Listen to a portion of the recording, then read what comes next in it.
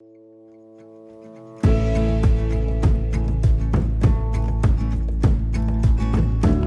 guys, Maureen Anders with Air Workshop here, and I'm so excited to show you today how to make this adorable, chunky, stuffed pumpkin out of any fabric you have at home. So if you have scraps, say you covered a piece of furniture and you reupholstered it, you can use any pieces you want. So to start, you're going to pick a fabric of choice, and for this one I'm doing a buffalo check fabric. I love it. It's very on trend and it meshes and blends with all sorts of other pumpkins. I actually like mixing these pumpkins, as you guys saw on our porch overhaul. Our porch makeovers, we mixed some fabric pumpkins and some plastic pumpkins and some real pumpkins. They're great, inexpensive, and super easy. So today we'll show you how. Here's what you need. You need your fabric, Spanish moss, which you can find at the craft store, some needles, and you want them to have a decent sized eye, as well as black or any colored embroidery floss. This one's already pre-threaded. Fabric scissors, some twigs from the yard, any size, shape, as well as some twine to add some extra interest to your pumpkin, and some stuffing for the center. Alright, the first step, you're going to fold your fabric in half, and then if you have a sewing machine, you are going to sew along the straight edge. So this, obviously, you would have, you guys can see this, it'll turn out like this, okay? So you're kind of making a tube structure. So again, I sewed along the edge here, or if you don't have a sewing machine, just thread your needle and tie a knot on the end, and you're just going to do basic stitching from the bottom to the top. It doesn't have to be super tight.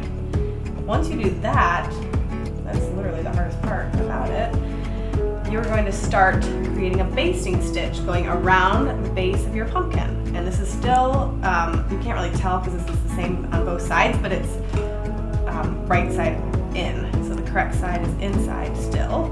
You're going to start on the end here, go about 3/4 of an inch in, and just quickly do your basting stitches.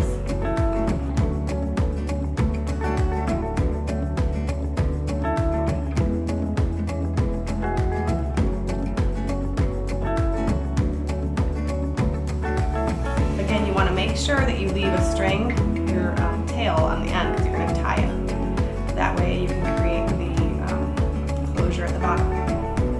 You see how I'm just not even measuring anything. I'm literally just going straight around the base. It does not have to be perfect. Don't worry about measuring your stitches. All right, so here was the beginning, and here is the end of my thread. So I'm going to pull it tight. Let me just show you guys. I'm going to tie a knot ultimately. So I've got both ends. At this point, I'm just going to tie a knot to keep it shut.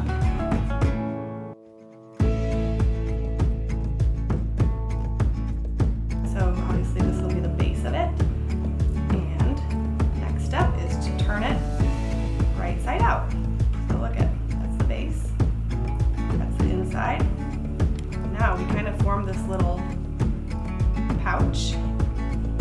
The fun part is now you can just stuff it with all sorts of batting, and you may need more batting. So, you know, depending on how flat you want your pumpkin to be or how full you want it to be, it just totally depends on your personal preference. But all right, now that we have our batting in, you're going to do the exact same thing you did along the bottom, but do this at the top, starting from the inside.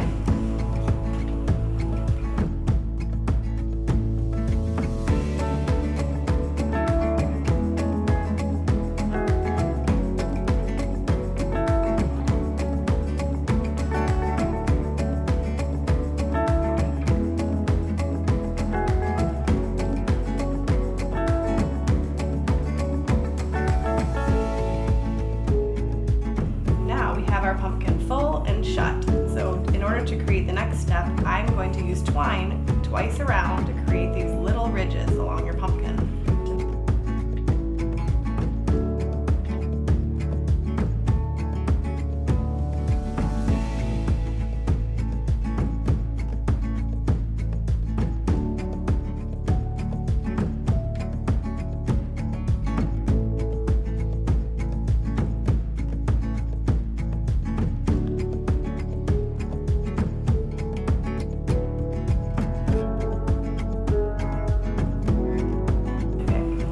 Last step, we're going to stuff our moss in. So get your moss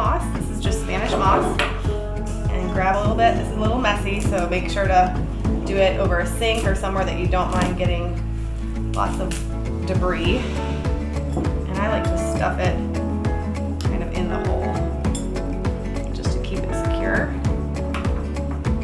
Play with it a little more. Stick your stem in the hole as well. There you have it. Brush it off and you've got your finished pumpkin.